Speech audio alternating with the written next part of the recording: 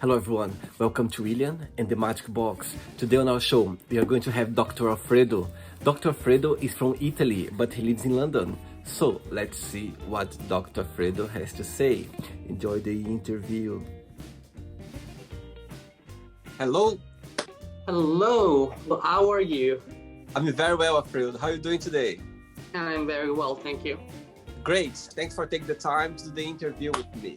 My pleasure. Right, before we start the game, just tell me, where are you from? I'm Italian, and for the last 14 years, I've lived in London. Okay, and where in Italy are you coming from? I'm from a town called Anzio. It's on the seaside of Rome, and it's the birthplace of Emperor Nero and Caligula. I usually say that there's something in the water. Amazing. And what do you miss the most of your hometown, besides the weather and your family? Besides the weather, my family, it must be the food then. By the way, my flatmate is Italian. He's from Rome. And I know him for a while. He's a friend of mine. And what do you do for a living? I work as a science journalist. Amazing. Wow. Yeah. And tell me, what the most interesting thing about your job? That I'm learning something new every day. There is very few days in which it's like, oh, I knew this already and I can write it with my eyes closed. Every day I need to learn new stuff, research, and come up with ways to explain what has been discovered, observed, suggested, etc. So I think that's probably what excites me the most about a job, that is constant learning, and I love doing that. Amazing. And I believe as well you are an astrophysicist. Yes, that is my background. I have a PhD in astrophysics from Imperial College here in London. And astrophysics is my first love. I wanted to be involved with space since I was very little. I had a couple of deviation. At some point I wanted to be a paleontologist and study dinosaurs. With all our 90s, 80s kids that became almost teenager in the 90s, but that we experienced Jurassic Park. And I read the book before I watched the movie, so for me it was just like a revelation. So wanted to be a paleontologist, which is very important because I then obsessed my parents to come to London to the Museum of Natural History, which is my favorite museum in the whole world. But also there I learned an important word that I never heard before in my 9 years of life: supernova. And that's pretty much what snowballed me into a career in space and science. And how did this word came up to you? Did you hear somewhere? Where did you hear this word? So I still remember there was this panel back then. Scientists weren't sure how the dinosaurs went extinct. Well, and a lot of other species, but dinosaurs is the one that we focus on. And so there was this idea that could also be a supernova happening very close to Earth, that have irradiated the planet with a lot of radiation, leading to so many species to go extinct. And I was just like puzzled about. I was 9-year-old, like I was nerdy and curious and everything, but I was like, how can a star kill things? Star is like the sun, brings life, is good. And so when we went back, I started looking on the encyclopedia, but I had very limited stuff. It was a general encyclopedia. Seriously, it's 1993, so no internet for us yet. And so then I asked for a space encyclopedia. And then then I asked for a telescope, and then I asked for any kind of space books from some Italian ones that were great to Stephen Hawking, The Universe in a Nutshell, everything, and the passion just grew and grew and grew.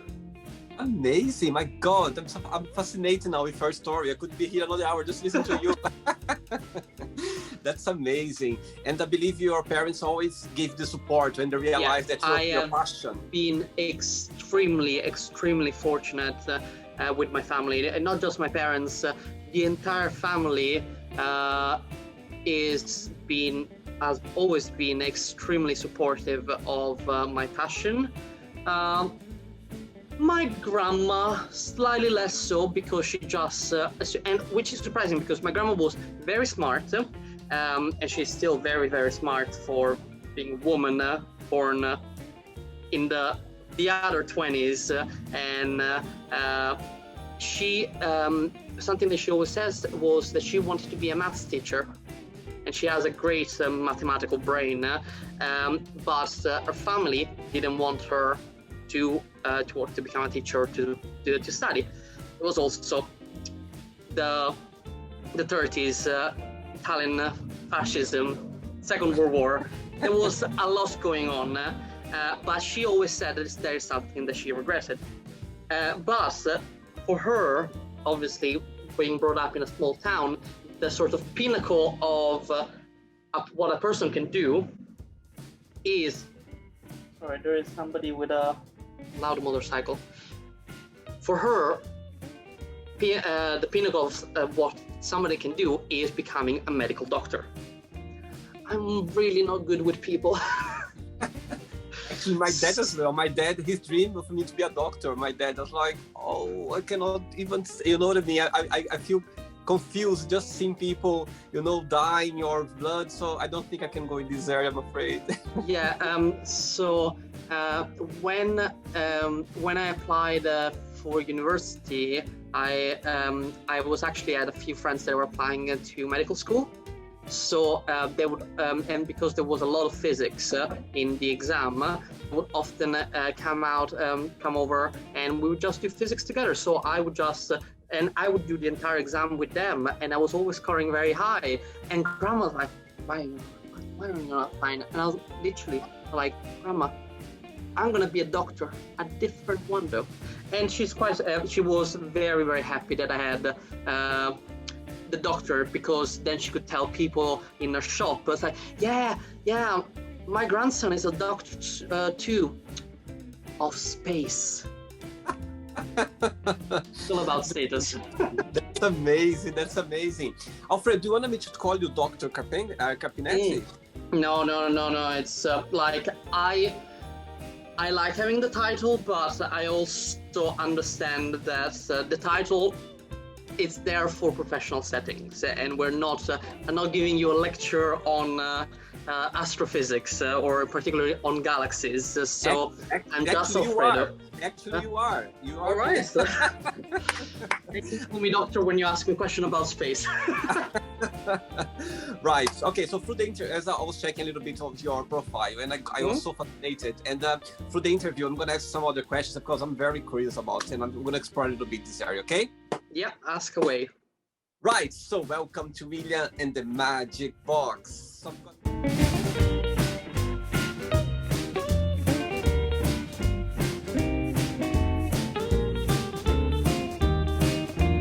here my lovely box, okay, full of random fun questions.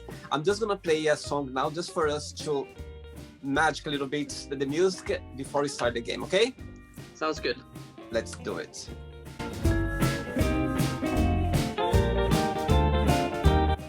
Okay, Alfredo, ready for the first question? Ready. Let's do it. Right, first question is, if you could be an animal, which one would be and why? Wolf. Oh, tell me about it. I absolutely adore wolves. I like the idea that they are very social creatures. I like they're so beautiful, and also I think I would look good running in the snow.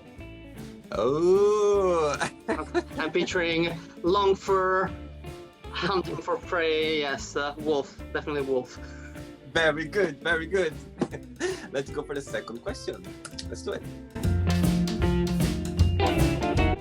Right, for the second question, and what's the most challenging part of being a science journalist in your opinion? Making sure that you get things right. It's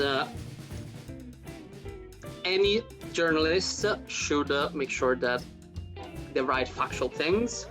But I feel that, especially when we cover medical stuff, it is very, very important that we manage expectations and we make people aware of what is the meaning between the things we write. So using a lot of examples. It's less stressful when it comes to astrophysics, because if I get something wrong, I might get people to correct me, but nobody might do something risky. But when it comes to, especially we've seen over the last 15 months with the pandemic, it's important that people are well informed with best of our ability. So I think that is the crucial thing and the most difficult thing, making sure that everything is accurate. Next question for you is, what's the biggest difference between you and your best friends? Ooh, I am more, I would say I am more talkative, more extroverted, and more, I keep a lot of my emotions on my skin. So if I am, if I'm having a bad day or a good day, you will know. People in the street would know. All the neighbors would probably hear me laughing or hear me ranting. While he is a lot more reserved and much more keeping things closer to his chest. I see. It's funny you saying that, because I always say, because I'm Brazilian and Italian, we have very personality. We are very expressive, and I think we, as you said, when you said that when you're sad, they can see that you're sad. When you're happy, you're gonna see, because we are very expressive. You know, we express ourselves in a bigger way that no one can express the way we do. Totally agree. I just thought that it's for me, it's just like, yeah, I can be happy and angry, especially if I'm angry about something. In 20 minutes I'm probably fine, but I need to be angry. If I just have to hold it in, I will be probably angry for longer, and that's not good. We need to express. I know. Just put it out. Yeah, to express exactly. ourselves. Yeah, that's it. Next question. Next question. Right. Next question for you is, talking about expressing this and that, look the question. What's the most dramatic argument you ever had?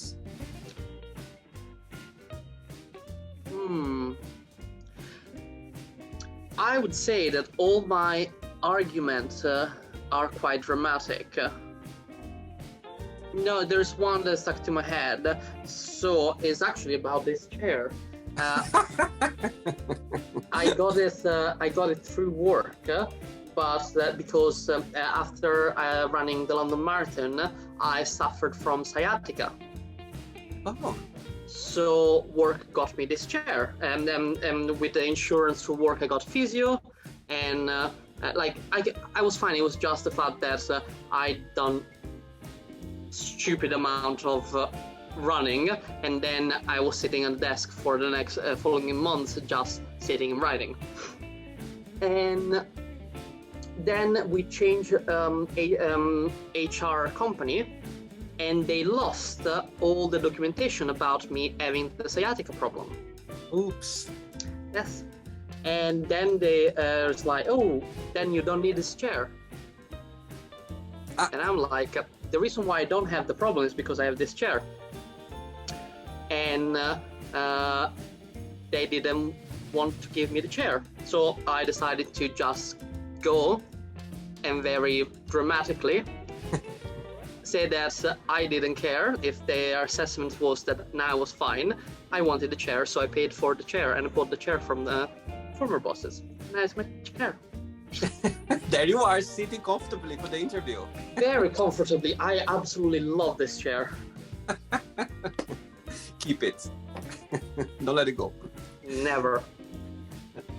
Next question. Next question.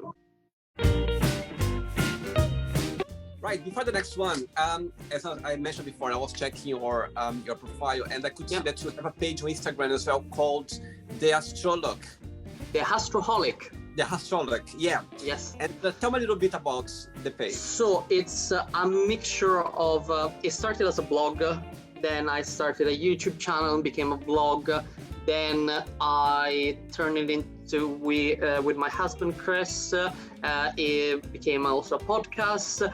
It's a little bit of everything. It started as my first attempt at science communication in a more serious, rigorous manner. Before it was just like I would give talks, I would write things here and there, like on social media, but that was like, okay, I can be a little bit more serious about it. And it's one of my little babies. It's really good fun. It's always a way to be challenged because I get to do things different from work, and I can be a lot more creative when it comes to communicating science. I think compared to work, where I need to make sure that I keep to quite well-oiled and rigorous structure on how to communicate, with the Astrology I can be a lot more freestyling of science communication. And regarding your page, there was a topic there that I saw it, and if you can tell me a little bit about it, saying sex in the space. So the first episode on season 3 of the Astrology Explains, that is the name of the podcast, we collaborated with 2 fantastic researchers, Ellie and Akbel, and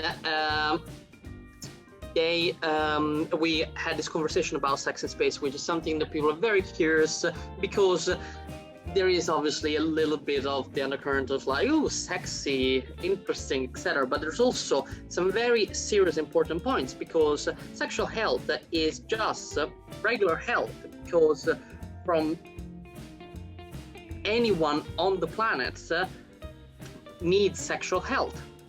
So we cannot pretend that when people go into orbit, suddenly don't have genitals anymore. They're not Barbie and Ken.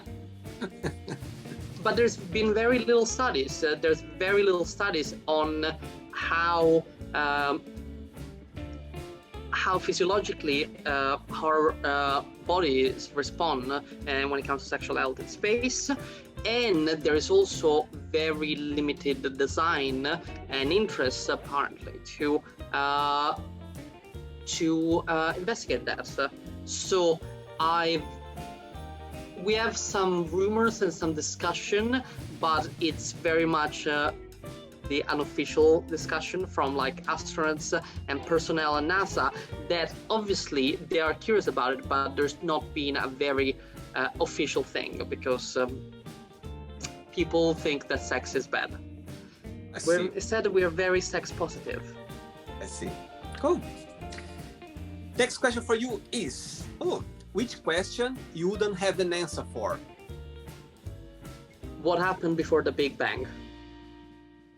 Good one. Very good one. I love it. Do you have a guess? I love. There are 2 theories that I love. One is a little bit of a cop-out, because one of the interesting things about our universe, it is very well. All its properties are quite good for intelligent life like ourselves to evolve. And so we need to, in a scientific exploration, in a physics exploration, we need to reject that the universe is perfect for us. There must be a reason in which all these properties that make it good for us make it the optimal universe. And a little bit of a cop-out of a theory is that there is an infinite number of universes out there, and the one that are like ours are the one that can create new universes. I see. And that is a sort of cosmic Darwinism, is that if you have a universe that can create new universes, it's going to be a universe like ours. So a bit of a cop-out. The other one instead is this idea that the universe is cyclical, so that the universe form will expand, but at some point everything will come back and will form new universes again and again and again. And I like that idea, rather than that the universe just expands into nothingness. I don't know, I just feel that it's better to be a piece in a chain that's a spark in the night. Good one. Very good. Next question? Yes. Let's do it. Right, next question for you. What makes you most uncomfortable about yourself? What me? Probably how quick I am to rage. Think about it. Well, it's something that I always known. I've been trying to work on it. I think I'm getting better. I'm sure that Chris and the rest of my family might disagree. But I feel that if there was something that I could magically change immediately, would be making myself a lot more chill. So there are some times that I'm like, I can be completely, this thing has angered me, but I can let it go, and I'm improving that. But there are some days in which it's like, okay, no, you have picked the wrong day to make me angry, and I will tell you exactly. And it's, I think that is probably also my biggest flaw. So yeah, that is something that trying to improve, and I'm even talking about it. It's not like, But I've got good news for you. The good news is, just because you know and you accept it's halfway of the journey already. So you've been working good. Maybe not half, maybe I'm thinking maybe 1/3. You get there 1 point for sure. Yeah, hopefully. Next question. Right, before the next question, how long have you been together with Chris for? 7 and almost a half year. And what's the most memorable lesson you learned from him? To be patient. See, connection to the previous question. He is literally, I think, he is so calm and level-headed about so many things. Even when he's upset about things, he's very lucid while I'm just like, I'm like Donald Duck, getting red in the face, screaming something incomprehensible. Instead, he is extremely patient, and that is something that I really admire. That's why you are wearing red, because you're patient. Usually red is his color. Yes. I'm wearing red just because I wanted red today. I think you wore red just to make sure that I won't go too far with the question. Just make it gonna be your angry face. Yeah, when I'm matching the color, you know that it's too much. I'm watch out, don't worry. Okay, what's one movie you could watch over and over again? Clue. It rings a bell. Yeah, it's movies from the 80s with Tim Curry playing the butler, and it's pretty much it's a movie version of the game Clue, and it's hilarious. It is absolutely hysterical, and it is my third movie, and it's a movie that Chris introduced me to. And when he mentioned like, oh, it's a movie, it's very funny, it's based on the game Clue, I was like, what? And we watched it, and I was like, this is iconic. This is gonna be the best movie ever for me forever. No, yes. And when was the last time you watched it? At some point during the third lockdown, so a few months ago. And it was literally just like, Okay. what shall we do tonight? And I'm like, Clue? We can watch Clue. So yeah, we watch Clue. So we had some champagne and just enjoy watching Clue. We Great. treated ourselves, yes.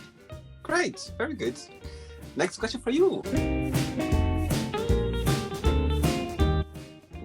Right, next question for you is, what is your idea of a perfect friendship? I think I have a few, and is a friendship that the moment you see each other again, it's like no time has passed. Having moved away several times, and so having friends all over the world, it is common to have people that you might lose touch with, but they're still friends. And I've been so fortunate that we saw friends in Australia, we saw friends in the US, obviously back home and across Europe, and then you just you see each other and it's just like, hey, it's still us. 10 years on, it's still us. So Yeah, absolutely. I believe friendship, you don't choose friends. It's a chemistry. They come to you. Yeah. It's a natural chemistry. You don't choose to be friends with anyone. They come to you as a natural thing. yeah, Cool. Ready for another one? yes. Let's do it. Let's do it. Before the next question, tell me something. Do you prefer pizza or pasta? Pizza. What's your favorite pizza? Like toppings, or where I had the best pizza in the world? No, toppings. Toppings, my favorite would be buffalo mozzarella and anchovies. And your favorite pasta? Ooh, okay. It would be spaghetti with red prawns. Very good. I love carbonara. My favorites. Ooh. Right, next question for you is, who is a celebrity you admire and why?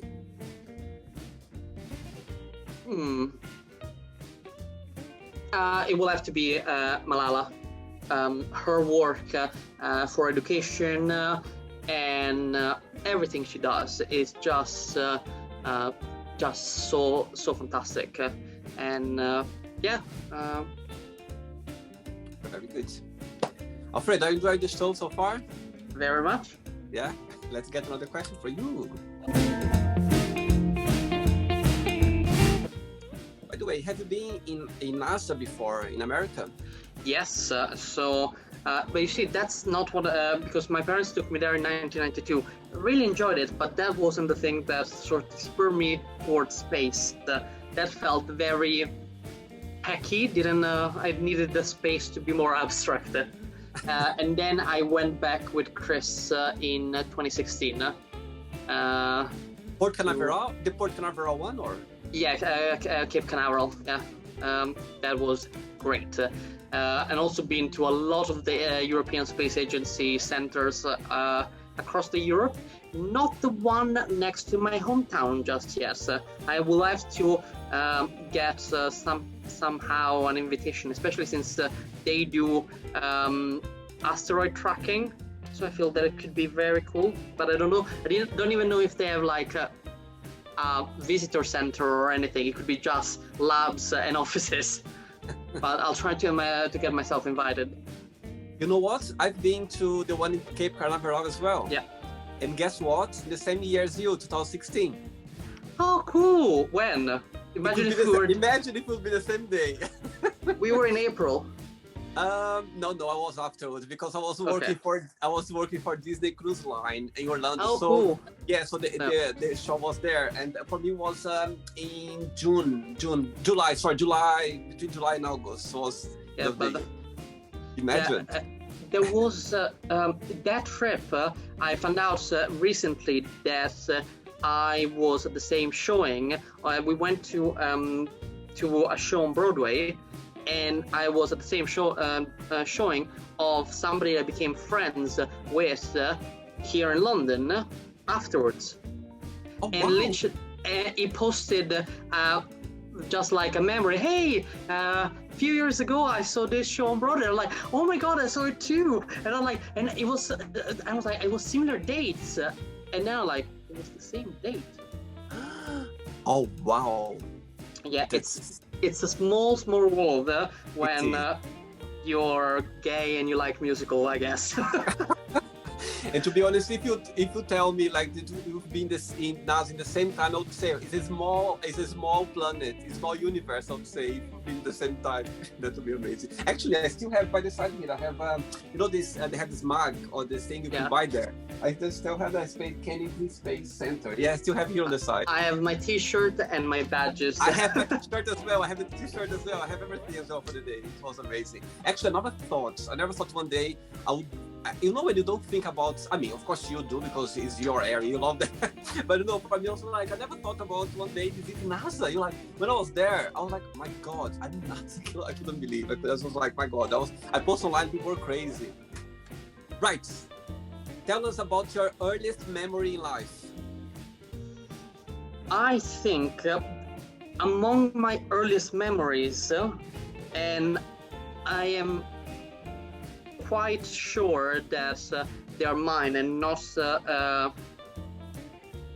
just my family telling me the stories. It was our second holiday, so I was 4, and we went to Austria. And I remember that when we crossed the Alps, I asked Dad to get me to put some snow into a Kodak. So for the young people watching, films for cameras used to come in little black jars with gray tops. And yes. That was, and he still is, a fantastic photographer, and he took always so many pictures. So I was surrounded by those, and I used them even from when I was very little to make experiments. And I feel that was my first experiment. I collected snow from the Alps, and I think it's the first time that I remember snow. Obviously, by the time that we arrived in Vienna, it was water, but that's another thing. Then I remember that we were in the hotel, and I had crayons, and I had a little menu that I could color. Obviously, a child's menu. I was 4. And then my parents wanted to go for a walk. And the expression in Italian is you go and take a couple of steps. And that means you go for a little walk around the block or something. And I was so angry, you see that there is a pattern, that I had to stop coloring, that I literally came out of the hotel and I went 1, 2, okay, I'm done, and just turned back. So yes, that is among my earliest memories. Oh, that's nice. Oh, sweet, very sweet. Right, Alfredo, I have 3 questions left for you, okay? Okay, awesome. Let's do it. Let's do it. Okay, next question for you is, what's the worst advice you ever given? That I ever given? Yeah, to someone.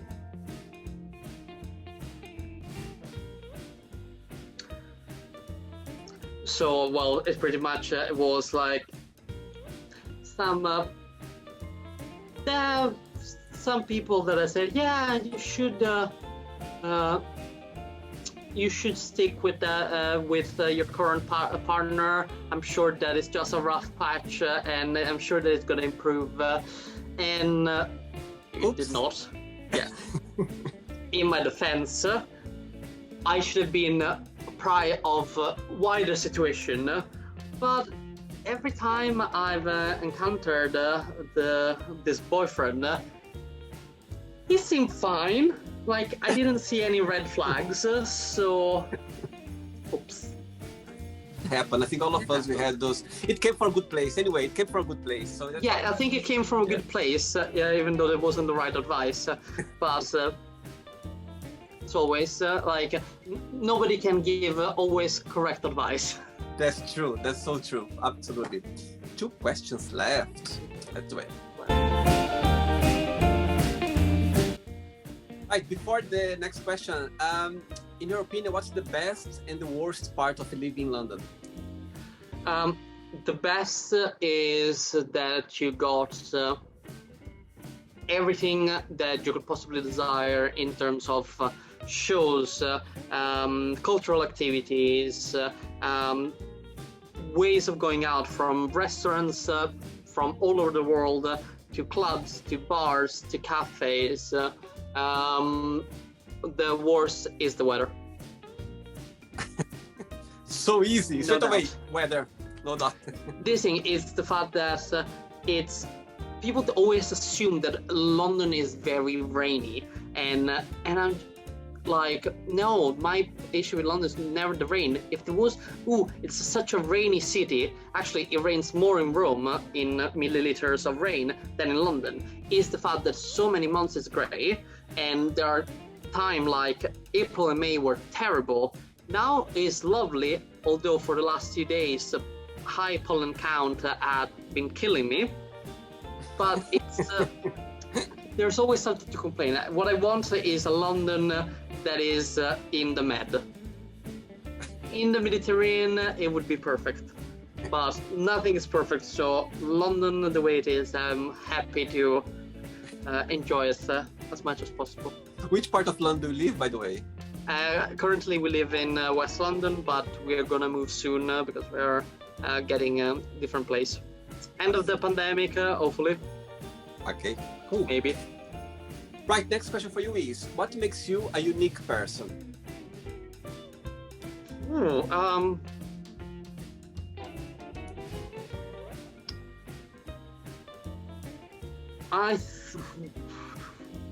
Well, actually, no. You know what? I have a very tricksy answer to this question.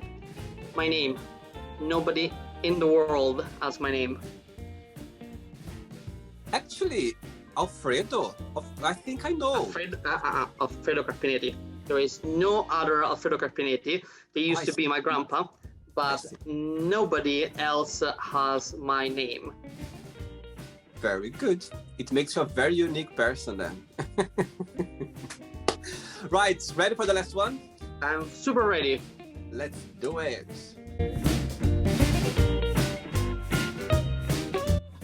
Right, but before the next question, I've got a question that I kept to the last one because I was very curious. Awesome. Tell me. If you could go to visit one planet in the universe, which one would go just for, you could choose just one. Which one would go and why? So one planet, the whole universe? Yeah, just one. Okay. I think I will go to the TRAPPIST-1 system. Is a system of 7 planets. So I'm just gonna pick one of the further out planets. So planets are named by letters. So I think I'm gonna pick TRAPPIST-1F, which is the second further out planet. So why that one? It's a system that of 7 planets which orbit in resonance. So that means that it's like a big harmonious system going around the star. It's 40 light years away. It's one of the closest star system to Earth, and its potential, although very unlikely, that there could be liquid water on the surface. There is no other planet as good as Earth as far as we can tell now.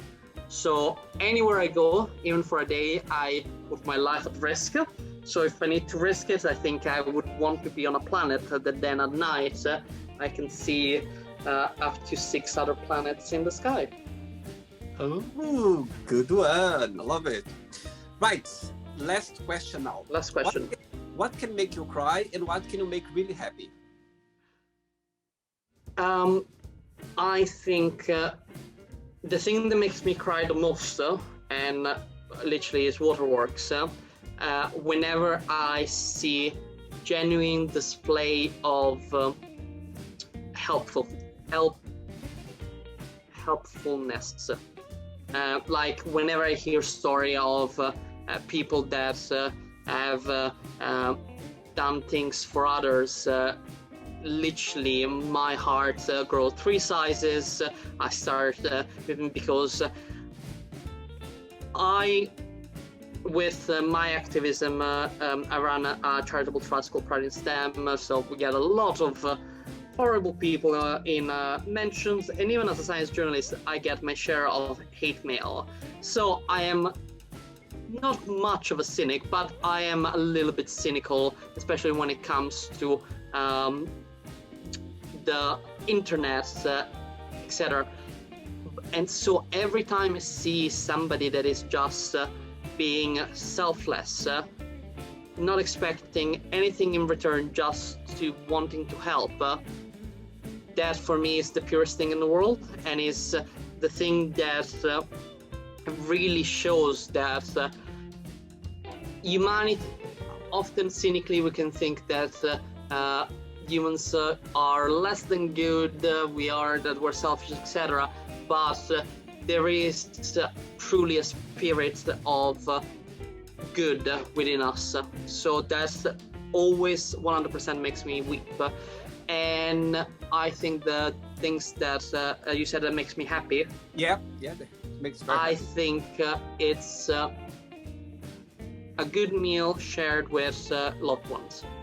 Whether family, friends, Chris, there is never something bad about having a good meal shared with loved ones. Very good, very good. Okay. And I think it's time for my questions to you. Not yet. Okay. Are you okay? Are you okay with time, by the way? You okay with time? Yeah. Okay. Now let's. You're one to ask me. I'm already now on the spot. My God, I'm very nervous. You got a question for me? Anyway, let's play now the quick thinking game, the word association game. Okay, I'm going to give away some words, and you just have one word that comes to your mind. Let's start with family. Love. Money.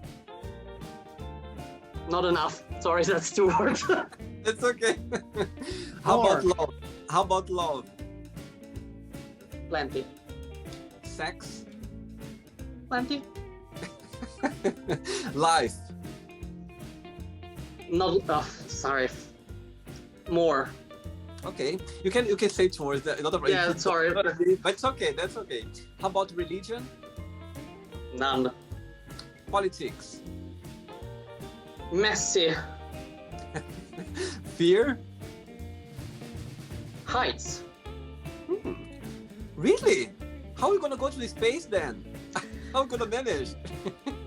I also climb. I also do canyoning. It's the fact that I stubbornly know that I am really afraid of heights, but also I'm gonna do this because I'm stubborn. So you see. Okay. Friendship. Missing.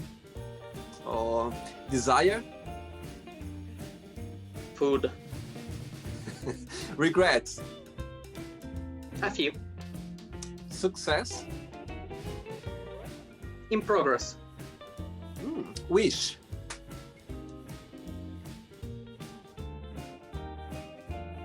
Happiness. And the next one now. Happiness. What comes to your mind? Chris. Oh, sweet. And the next one now. Astrophysicist. One word. Oh God, I have the word Margherita Hack. Okay. She was my idol. She's an Italian astrophysicist. Just to explain. Great. And if I tell you science journalist, one word. Ed Young. Okay. If I say Anzio, one word. Seafood. And if I tell you Italy, one word. Pizza. All about food. I can see that you're a food lover. And the last one now, universe, one word. Infinite. Beautiful, beautiful, beautiful. Let's pretend now I'm going to meet Chris for a cup of tea, and I'm going to ask Chris, tell me, define Alfredo, in one positive word and one negative word only, what do you think he would define you? Passionate and arrogant. Oh, interesting. It would be correct. Don't worry, when I have the interview with him, I'm gonna go deeper in this topic with him. So let's discuss your husband. Yes, let's sit down. Tell me why. Right, let's play now Alfredo and the magic box, and you can ask me a question, okay? But Dr. Carpineti, you can ask me a question now. I literally, when you mentioned that I was going to ask you a question, I was like thinking of a lot of things that come up were like very obvious. This is the question you ask a stranger. So I thought of something. What is something that I would feel passionate about? So you would be surprised that it's about food. Imagine that you have your magic lamp or something that is lets you have a wish, and the wish needs to be food-based. You can have whatever you want, cooked by whoever you want, from whichever part of the world. What dish and why? I must say it's a very easy answer. But before that, I'll tell you something now. I'm a food lover as well, by the way. I am like, I remember, I was talking to a friend the other day. I used to work in two different hotels before. And I remember a head chef came up to me one day, he said, William, just to say something to you, I always see you eating. All the time when I look at you, you're eating something. And I don't know where all this food goes. And actually, a few years after, another hotel, the head chef said exactly the same thing. And it made me laugh anyway. But I would choose paella. I love paella. It's something that I don't know. It's very and actually I like paella. The one with seafood and meat, Yeah. and like mix up as well. And yes, I think it's because I'm Brazilian. I've been raised eating rice every single day, and I think I love rice as well. And I don't know the texture of the meat and with the seafood and also the rice mix. It just is the best. I could eat that for the rest of my life every single day. That's for sure. Sounds fantastic. And very good Yes, answer.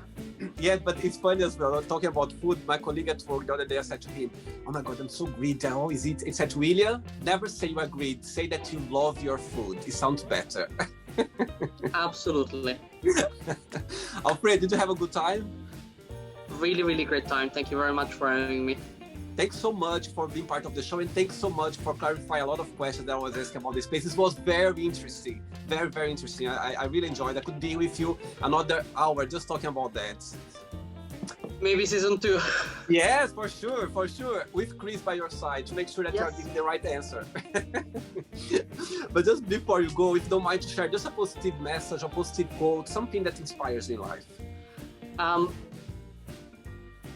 There is a lot of bad in the world, but I also think that not only there is a lot of good, but we can make the good grow. And it doesn't take being a superhuman. You just need a little bit of work from everyone and being a little bit more understanding of everyone and a little bit more caring. Very good. It says everything. I really like that. Very good. Alfred, it was a pleasure. Thank you so much. And all the best, okay? Okay, take Enjoy care. your day. Yeah, you too. Bye-bye. Take care. Ciao, ciao. So, did you like the show? Don't forget to give a like, to share it, and also don't forget to subscribe to the channel. And if you'd like to be part of the show as well, first, subscribe to our channel, and after that, just go to our website, www.williamandthemagicbox.com, and send us a request saying why you'd like to be part of the show. And I see you there. Bye bye, see you next time.